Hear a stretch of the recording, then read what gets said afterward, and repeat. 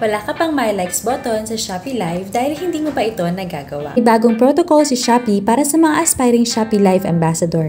Effective ito noong August 30 and as of today wala pang official article na kinakaskade tungkol sa changes na ito kaya madami sa ating approved na as Shopee Ambassador ang hindi makapag-add ng products from other sellers.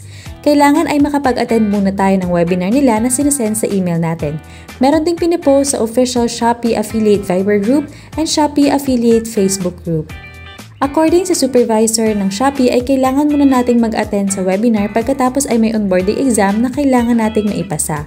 Ang passing score ay 80% which is 8 out of 10. Once na makapag-submit na tayo ng exam, kailangan pa nating maghintay ng 3 to 4 working days para sa resulta ng examination. And once may result na at nakapasa ka sa exam, may kailangan kang isubmit ulit na form, then tsaka pa lang ma-enable ang My Likes button within 48 hours. Kung may tanong ka, just leave a comment below. Para sa mga Shopee affiliates, any thoughts about these changes? Kaya,